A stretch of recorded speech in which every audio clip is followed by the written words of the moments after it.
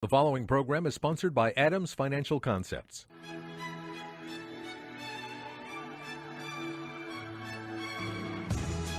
About money, a different approach to investing you won't hear anywhere else.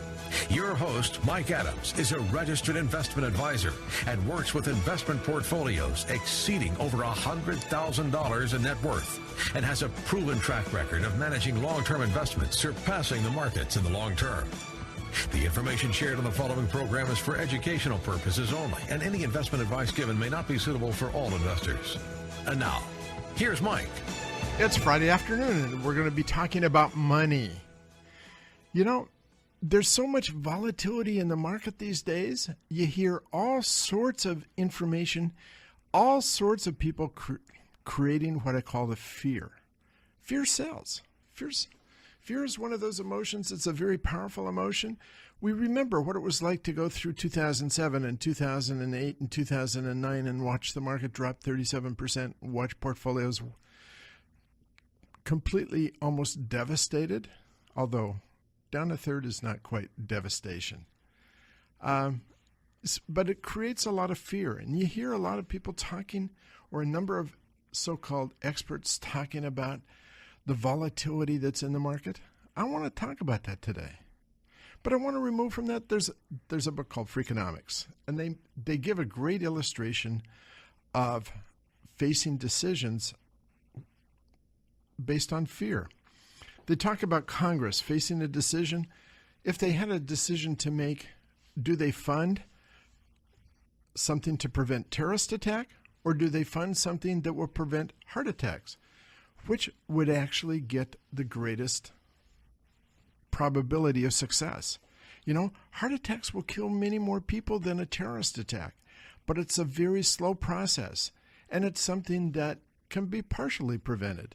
You know, diets can be changed, exercise, habits, all those things can be changed. But terrorist attacks, those are beyond our control. They just happen. Heart attacks, we have some control over that.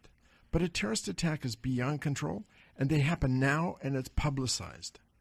And so even though many, many more people are killed with heart attacks, the chances are, faced with the decision to fund a prevention of terrorist attack or to prevent heart attacks, Congress would probably fund terrorist attack prevention. When you think about it, it's not always rational. It's very seldom rational. It's based on emotional fear. And that same kind of fear pervades the market. When you see what happened at the end of last week and the beginning of this week with the market taking big drops and people clamoring and saying, you know, the world is coming to an end, it creates a lot of fear, and it creates this emotion that people want to flee. But I want to talk about that because, you know, how do we get to a point where we get that great volatility? If you look back 30 years ago, before we had a lot of computers and algorithms that were driving the market, there was something that's similar that went on, but it didn't go on at the speed it did today. You have people that are making markets in stocks. You know, you used to talk about the New York Stock Exchange. You used to look at pictures of those people and people standing around a market maker. They're bidding, talking about a chair on the exchange. NASDAQ trades anywhere. Somebody's got a computer and can get set up as a market maker.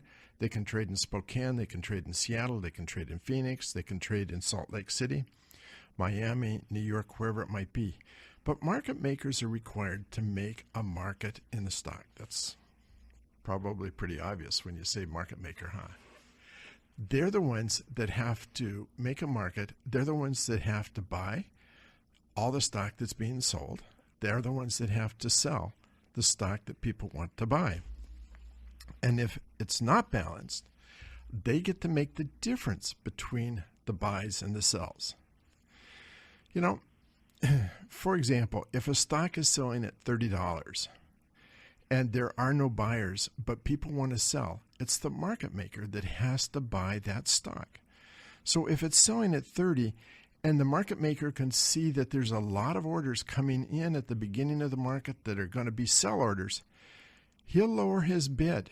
Maybe he'll drop it to $28 a share from the 30, and he'll get some people who sell at $28. They're at a market, or they put a limit at 25 or above the 28. So he will start to buy that stock at 28. And if he sees more and more sell orders, he might drop the price to 26. More sell orders, he might drop it to 24 until finally the selling ceases. But now that leaves him with an inventory of shares of that stock, whatever it might be. He's got an inventory. And what he wants to do is he wants to sell that. He wants to get rid of his inventory by selling it to buyers, and he wants to do it at a higher price. So if he's bought at 28, 26, and 24, and his average price is 26.5, the next day he might open and he might offer stock for 27 and bid to buy it at 26.75. So you see what he's doing? There's a profit in there. More stock coming out at 26.75, he'll buy it at 26.75. And if there's a lot of stock coming out, he'll drop it price again. But he will try to move the stock out. It's the classic example. You know, you used to see a pattern. You'd see stocks coming down when there were a lot of selling. It would hit a flat point where you hit equilibrium, and then you would see the stock price move up a little bit.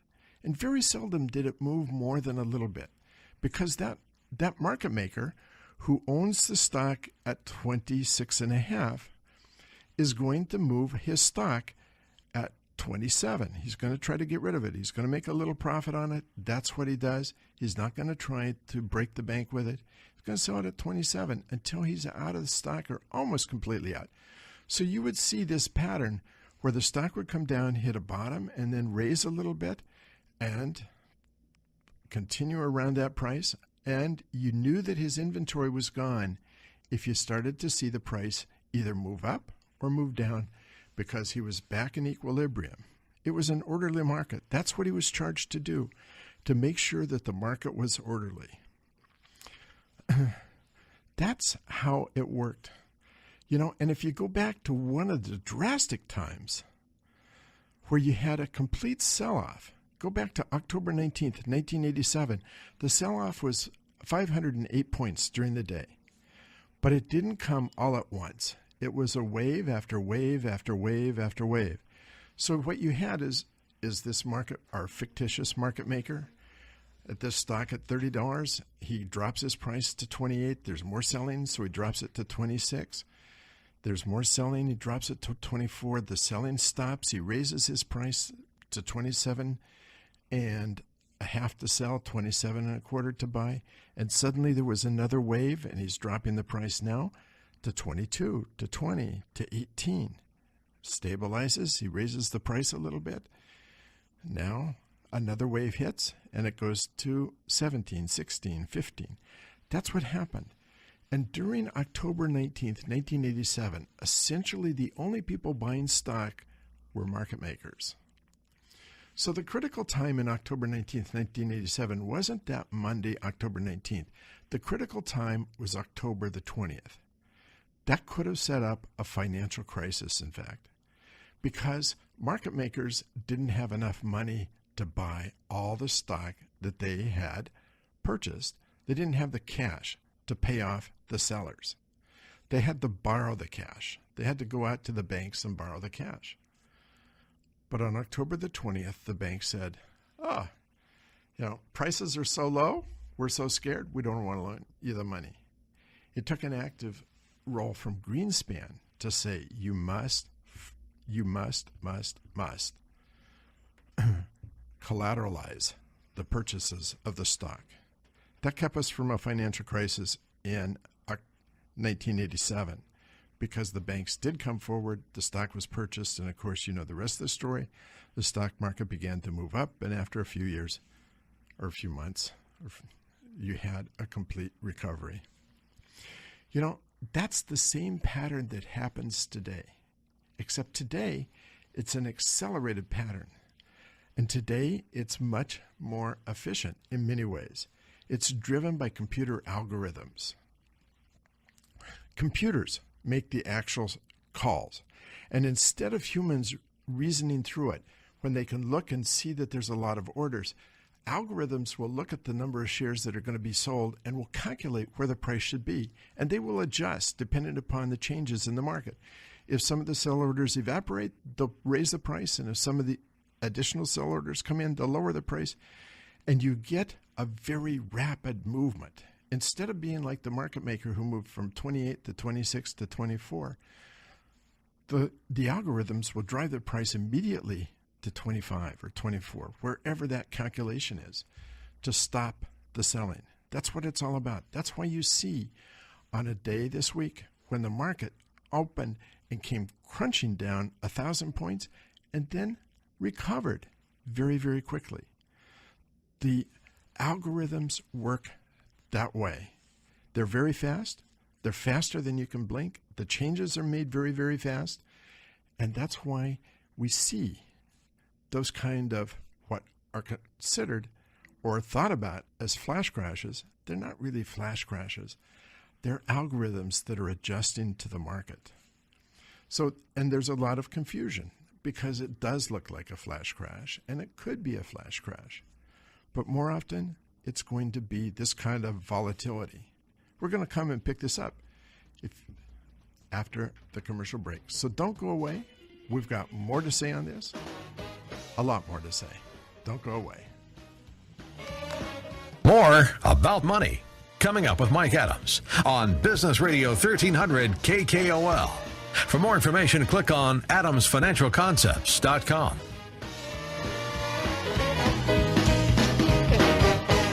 Lots of people manage investment portfolios.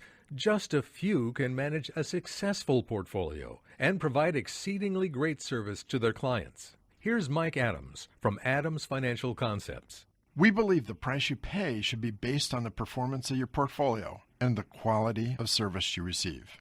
You know, Mike, it seems that a lot of companies subscribe to the one-size-fits-all mentality of investing. Does one size really fit all? Not with us. Every portfolio that we manage is customized to fit each particular client's objectives and risk tolerance.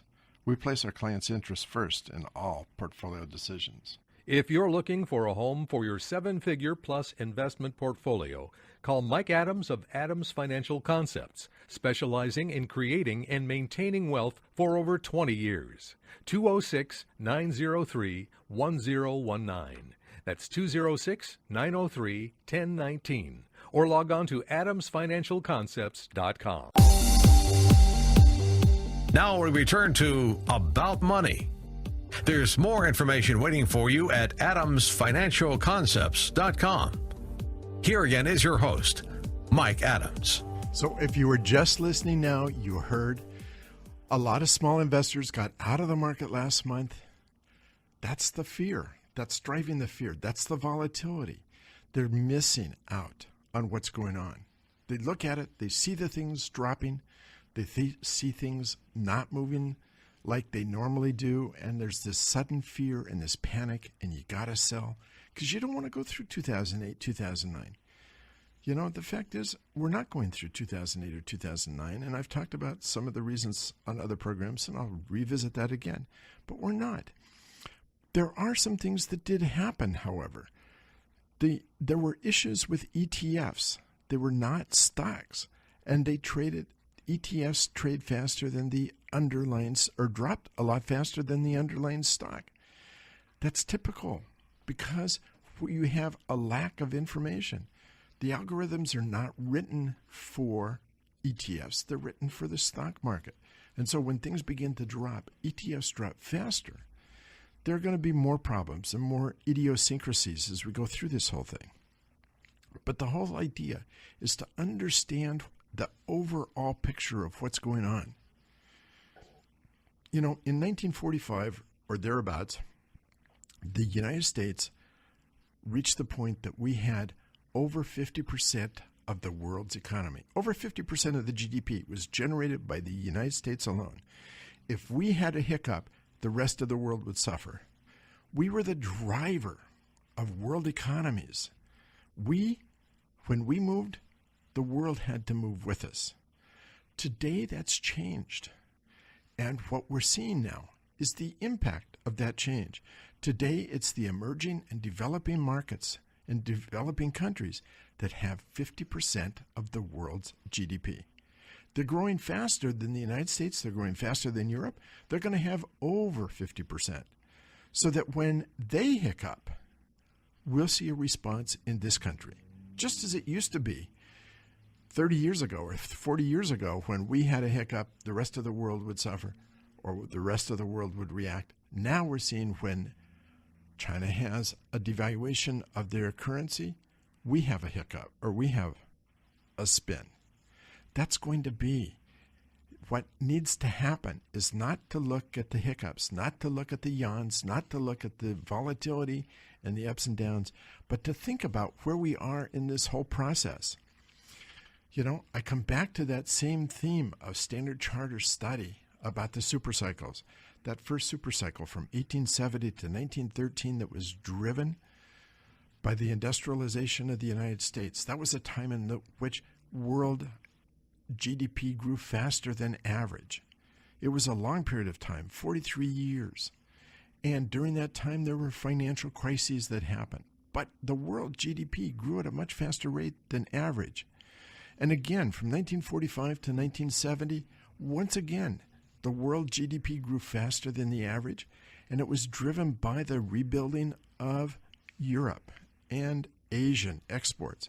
It was a time in which we saw the intrastate highway system built and airports built, and we saw a lot going on in this country. It was a time in which world GDP grew faster, and it was driven by that rebuilding. And now, Standard Chartered Bank, and I believe they're right, and so do a number of other people, believes that a new cycle began in 2009, which is going to be driven by the emerging countries, because as they move from subsistence to actual consumption, they're going to change what goes on in the world economy. China and India and Brazil and Indonesia, Russia and Turkey and sub-Saharan Africa, all those places are going to have growth economies that exceeds that of Europe, of the United States. And they already, those countries combined, have a greater GDP than the rest of the world combined. But the winners are going to be global. And some of the U.S. companies are going to participate because they have and do business in those countries. But there's big risk. We're starting to see that. There's political and social volatility. You know, you look at what happened in Arab Spring and the overthrow of those countries. You look at what's happened in Brazil and this most recent devaluation of the Chinese currency. It sends a signal through the U.S. Greece is a very small country, but it has an impact here as well. Those countries, those emerging countries, are going to be less transparent. They're going to be less stable. Investment is going to be more subject to politicians and bureaucrats. Corruption in those countries can be epidemic. And the fundamentals are going to shift with the balance of power between those countries. You know, every supercycle had its share of losers. Agriculture, for example, in the first supercycle, we're going to see some industries that don't do as well. We're going to see some industries that do much better. We're going to see companies. But the idea is to focus on the long term. Realize that we're headed into a time. I believe we're going to see the Dow above 100,000, maybe as high as 200,000 before this is all over with. It's not the focus on, not the Dow dropping less than 10%, not the fact that it drops 5%, but to look at a Dow that could be the greatest bull market of our lifetime. Right through the cycles.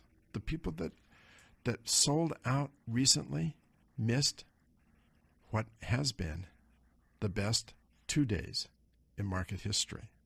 Think about that. They sold out, they were afraid, they missed. You know, if you could always sell out, preventing down times, and always buy in before good times start up, you'd make a lot of money. But it doesn't work that way. You're guessing each time. We're going to be in what's probably the greatest bull market of our lifetime. Keep the eyes on the target and not on what's going on. You know, there's an old saying that when you're up to your belly button in alligators, it's hard to remember that your duty is to clear the swamp. Old saying, same thing with the market.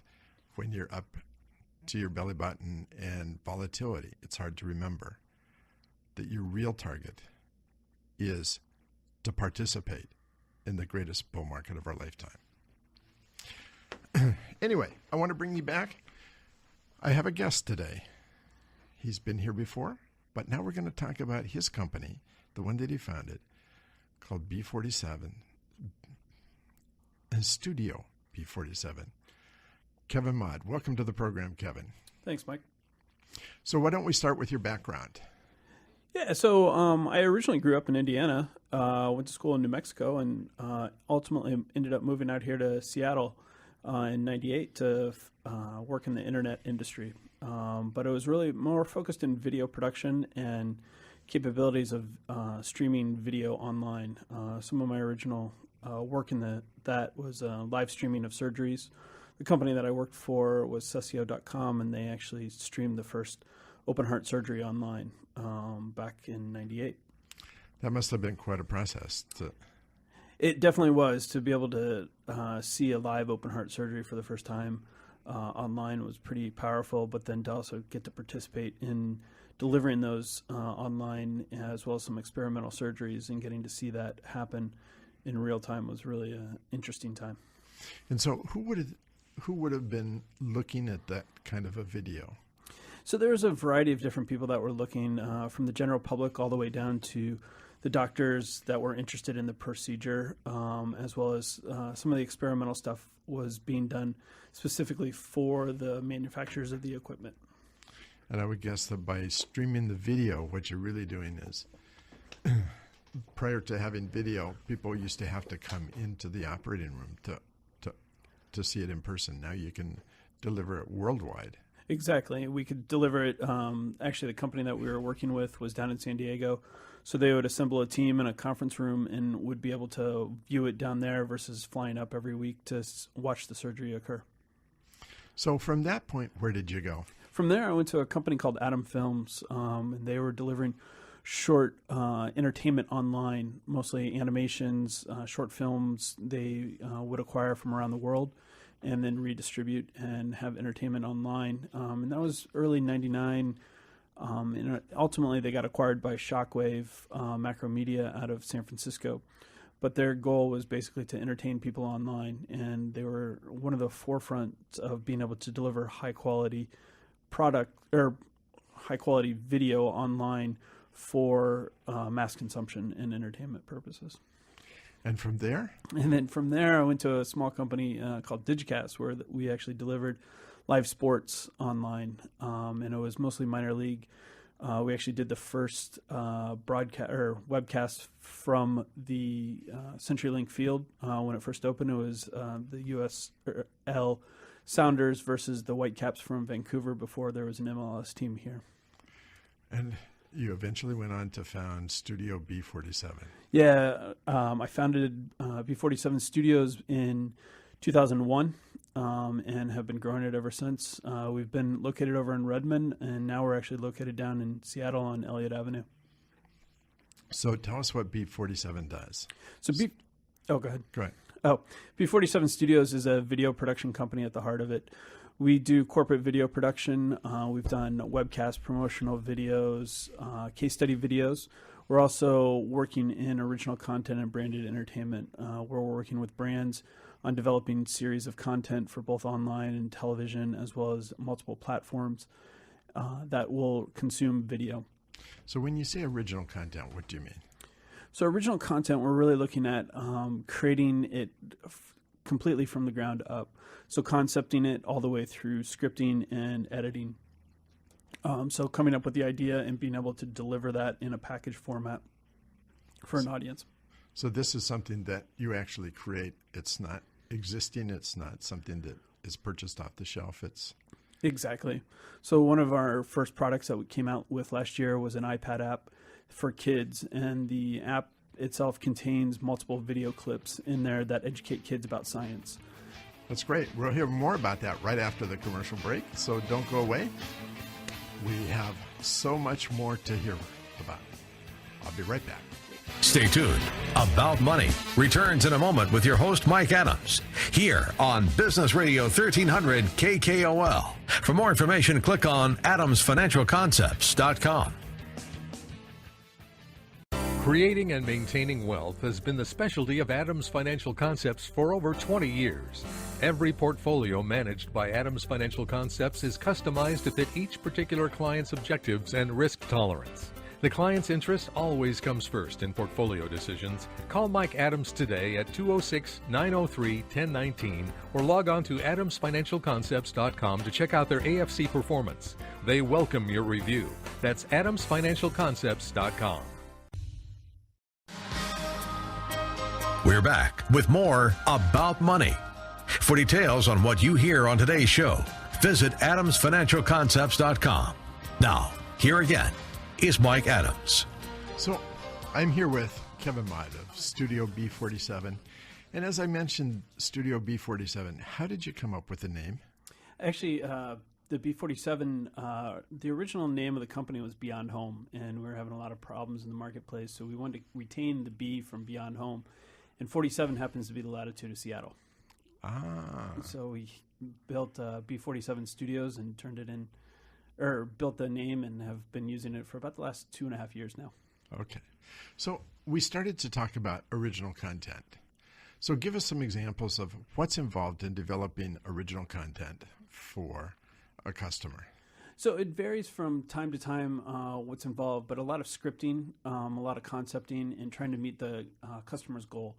So trying to figure out what their target audience, what their target reach is, and how they want to accomplish that is really involved in a lot of that. And we do that through a collaborative process and building a trusting relationship with the client to make sure that they're buying into what we're suggesting and how they can be a part of the overall process.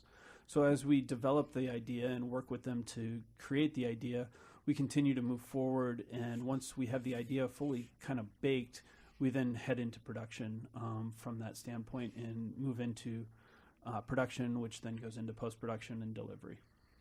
So, and what kind of content are you creating at this time? So we're creating both entertainment properties as well as educational properties. We really focus a lot of our efforts towards the intersection of entertainment and learning, so that we want a lot of our properties to focus on being able to have a learning aspect to it. And that learning aspect can be kind of broad, but we really want to make sure that there's some element in there that we can describe. So a good example is we just completed a product for Cadence Online, which is an online training course for parents and caregivers of substance abuse or kids with substance abuse problems.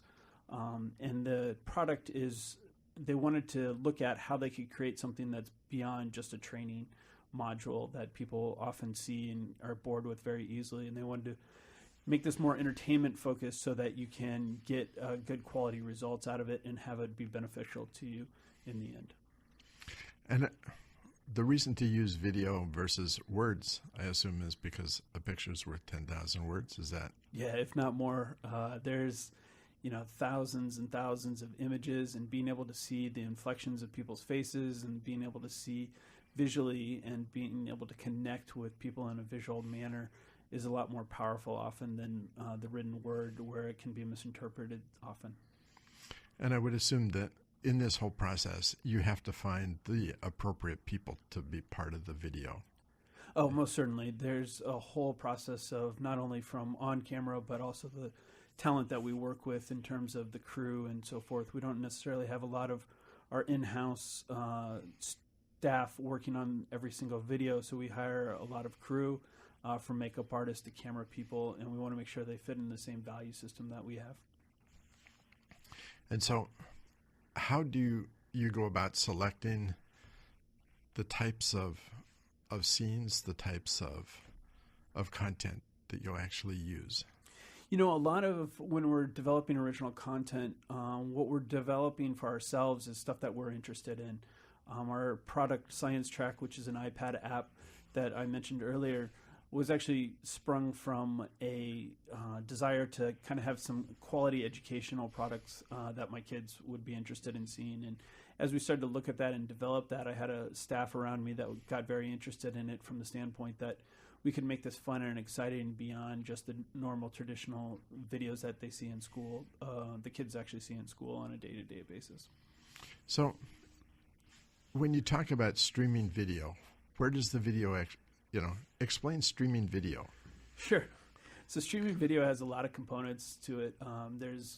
We often deal with a live streaming video.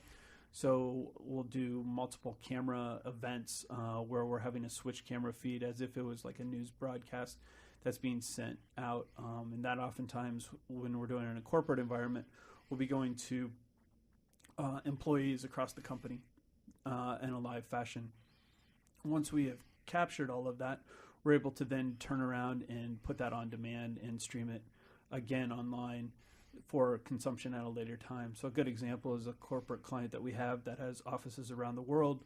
They're able to deliver their core message to the team that's available at the current time zone, but those that are in China happen to be able to see it when they wake up in the morning and view it on their time schedule versus wanting to have to be up in the middle of the night to capture the content live. And I would imagine for training, that's also very effective because you're doing the same training videos, so people are seeing exactly the same training when you may have locations all over the country or all over the world for that matter. Exactly. And the training, as well as any kind of product promotional video, we live so much of our lives these days on the web, and that people are out there are looking for and looking at you or your websites and so forth in the middle of the night when you're not even awake. And to be able to see video that's streamed to them when they're available and be able to connect that way is a very powerful means. So what kind of companies do you deal with? So we deal with companies from startups all the way up to Fortune 500 companies. We have clients like Microsoft. We have a client that we're working with that has a Kickstarter campaign, and I think they have 2 people that are working there, not even full-time. So it's a full gamut of people that we work with. And they come to you. How do they reach you? So our website's b47studios.com, and that's the number 47. They find us there. They can send an email. They can give us a phone call. It's a variety of different ways. We're at a lot of industry events focused around video and sponsoring a lot of events there as well. And we work with a number of organizations like Real Girls here in Seattle to help promote in community. So we're often involved with them as well. You know, video is one of those things, and the world is really changing. You know, it's like I've heard the story about toddlers and TV, walking by the TV and swiping the TV a couple times and then saying it's broken. You know, the world is truly changing. Oh, yeah. One of my favorite stories was a friend had their kid over in Europe, and they happened to be watching satellite TV or something, and the kid came running upstairs, and it's like, Dad, the TV's broken. And he's like, why? And he went down to look at it, and it happened to be playing a commercial. The kid just was not used to seeing commercials because he had DVRs to fast forward through everything like that. The world is changing, Yeah. and you're part of that. And I believe that companies that are going to move forward in the next decade are going to be employing people like Studio B47. Yeah, I definitely see that. There's a great demand being built for video production needs and quality video production needs. There's a lot of, in the past 5 years, a lot of people have gone online and said, oh, I can do this video and produce a video of some nature, but I think a lot of people are starting to demand high quality, and that's what we really try to focus on, is building a product that is high quality that will deliver you results in the end versus just have a video to check that box that you actually accomplished that. So again, how do we find you? How do people find you? The website's b47studios.com. That's great. Yeah. Thanks, Kevin. Thank you. I think you're on the forefront of a very large industry Oh, thank you. and deliver an excellent product. Thank you very much. So I want to shift back and talk about the market once again. You hear the last few days, oil prices have moved up again, and you start to hear that maybe oil has bottomed out and now we're going to return to higher levels. I want to go back and give you my thoughts about oil once again. I keep talking about this, but I truly believe that what has happened with the oil prices has very little to do with supply and demand. There was a book that was written called The Oil Kings, written by Andrew Scott Cooper. With the Freedom of Information Act, the backdoor negotiations during the Nixon administration between Kissinger and Nixon and the Shah of Iran, that became public information. And that book grew out of that. Where we thought that it was OPEC that was driving prices upward, turned out that that began before OPEC really got significantly involved. At the time, we believed that Iran was our ally, our closest ally, our most important ally in the Middle East. And the Shah, for his part, wanted to rebuild the Persian Empire. The Persian Empire, one of the great empires of the world, a couple thousand years ago. He wanted to rebuild that and come back to that glory. And we saw Iran as being our buffer against the Soviet Union at that time. We saw them as controlling what was going on in the Middle East. Saudi Arabia didn't really play a major role at that time. It was Iran. It was Iran that the focus was on. We began to ship and put in military bases in Iran, U.S. military bases. And the Shah wanted to buy military equipment, and he wanted the latest, greatest, newest military equipment, and we were negotiating to supply that. We gave them some great equipment, military equipment, and we sent our people to train them.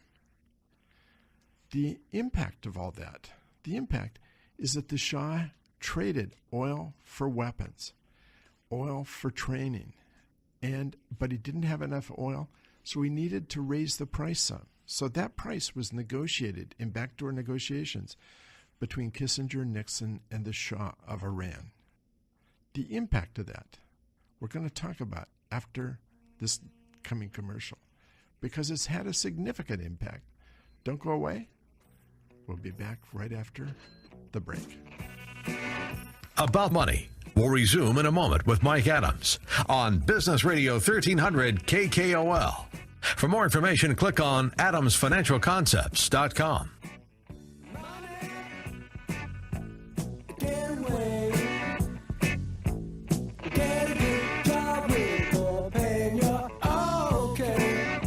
Lots of people manage investment portfolios. Just a few can manage a successful portfolio and provide exceedingly great service to their clients. Here's Mike Adams from Adams Financial Concepts. We believe the price you pay should be based on the performance of your portfolio and the quality of service you receive. You know, Mike, it seems that a lot of companies subscribe to the one-size-fits-all mentality of investing. Does one size really fit all? Not with us. Every portfolio that we manage is customized to fit each particular client's objectives and risk tolerance. We place our clients' interests first in all portfolio decisions. If you're looking for a home for your seven-figure plus investment portfolio, call Mike Adams of Adams Financial Concepts, specializing in creating and maintaining wealth for over 20 years. 206-903-1019. That's 206-903-1019. Or log on to adamsfinancialconcepts.com. Get a DUI. About Money continues. Remember the website, adamsfinancialconcepts.com. Here's Mike. So I started talking about the oil kings and what was going on during the Nixon, Kissinger, Shah of Iran negotiations. That's where the oil prices in the 70s really began to rise. The Shah wanted to buy equipment, military equipment, wanted to bring in people to train, to use the military equipment, and he paid for that with oil, but he didn't have enough oil, so he raised the price. It wasn't much in the beginning. It was 5%, a few percent. But as time went along, his appetite grew, and he eventually reached the point where there was resistance from the U.S. There was resistance as Nixon went away and Ford came in, as Simon got involved. They didn't understand what had gone on. And now the Shah began to push OPEC to raise oil prices. So we thought it was OPEC from the beginning, but it wasn't. It was backdoor negotiations that began the whole process. So now, bring it forward to today. There's two great issues that are facing the oil market. One is that Russia has annexed Crimea and they invaded the Ukraine. And as a response to that, the United States and Europe has imposed sanctions, but the sanctions are not that effective. It's hard to impose tough sanctions. So what else are you left with? Well, Russia, half of Russia's government income comes from taxes and half from oil and gas. So if you drop the price of oil, if you make a dramatic change in the price of oil, it has a dramatic effect on the economy of Russia. If you look at the historical model during the Reagan years, he drove the USSR into bankruptcy. That's what happened. That's why the whole wall came down. So you have the United States and Western Europe wanting the price of oil to come down. That's one factor. The second factor is ISIS. ISIS is growing through the Middle East. Their support, their financial support, comes from oil. And you have the Arab nations who are producing oil. If they can drop the price of oil, they can impact and slow the progress of ISIS.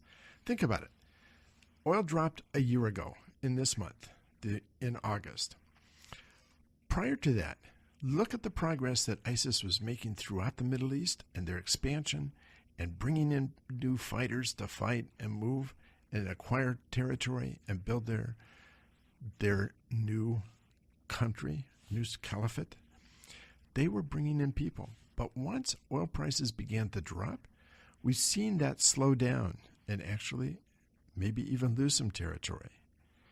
So for the people that talk about oil increasing, I don't believe it's going to really happen until one of two things happen. One is that Russia backs away from their expansionary plans, or two, that ISIS is essentially destroyed. And it seems to be working. If you look at Russia, Russia's a country of 200 nationalities. It stretches across 11 time zones. Putin seems and is viewed as wanting to expand Russia to the old USSR. He said that breaking up the USSR was the greatest disaster of the last century. But he wants to return to central planning and control. But it wouldn't be the first time that Russia came apart. In 1904, Russia came apart. In 1979, when you look at what happened in Afghanistan, the Soviet Union was struggling under its own central planning, the economy demands, and they started a war with Afghanistan. And they lost that war. And 12 years later, the USSR collapsed. So if you look at what happened just recently, just a couple of years ago, it was the urban middle class that took to the streets of Moscow. And Putin has picked and arrested national traitors, what he calls national traitors. He started a war with Ukraine. It's a similar pattern to what happened with Afghanistan and actually what happened in 1904. When the Soviet came apart, there were a number of the elite that saw no reason to remain in a bankrupt country. So you spun out the republics, the Ukraine, Georgia, Uzbekistan, Kyrgyzstan, Tajikistan, and Turkmenistan, Belarus, Latvia, and Estonia, and Poland. All those countries spun out of the USSR. But that wasn't the only group of countries that planned to exit. You had republics like Siberia, Ural, Tatarstan. They also declared independence. But it was when Yeltsin was elected that he came up with the idea of a federation within Russia, and he announced it in Kazan. He said that he was going to make those countries or those areas, those republics that had declared independence, he wanted to give them a great deal of sovereignty, as much sovereignty as they could swallow. They were going to have their own president, their own constitution, their own flag, their own budget, and not be under central control. So Tatarstan and Siberia and Ural, those countries remained within Russia. But now Putin comes along, and he's reversed that entire trend that Yeltsin started. He canceled local elections. He imposed a presidential representative over the government of these regions. So they may have a president, but that president reports to a presidential representative. He's redistributed. The way that Yeltsin set it up is the tax revenue raised in those republics a good portion would go to the republics. No more. It's redistributed so that tax revenue favors Moscow. He didn't build, the idea was to build common institutions. That's stopped. So Russia is not seen as an upholder of the law, but a source of injustice and corruption. And the major job of those presidential representatives is to provide votes for Putin. Look at what happened in Chechnya. We've heard a lot about Chechnya and the invasion. But you know what? 99.7% of the votes in the last presidential election were cast for Putin, with a 99.6% turnout of voters. Doesn't seem quite real, does it? Dagestan, even big and more complex, they wanted to go. Now you have somebody like a republic like Tatarstan, 2 million Muslims, 1.5 million ethnic Russians, strong identity. Will that start to come apart? Will Russia start to come apart? We're starting to see the impact of oil, not just on bringing down the economy, but the potential to bring down Putin and Russia as well.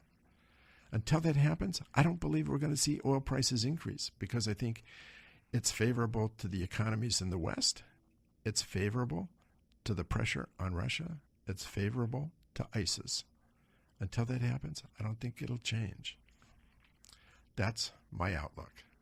That's my insight.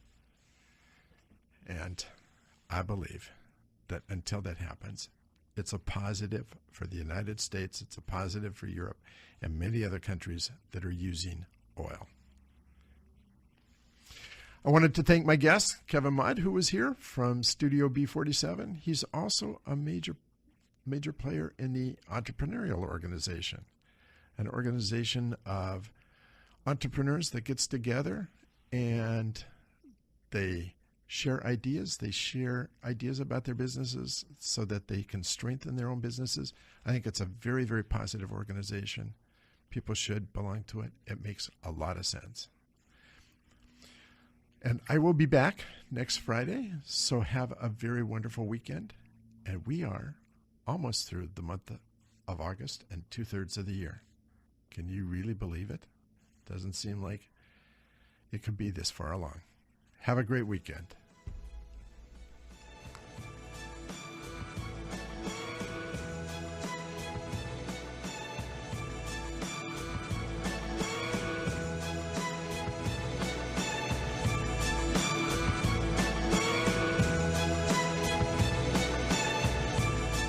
You've been listening to About Money with Mike Adams, a registered investment advisor.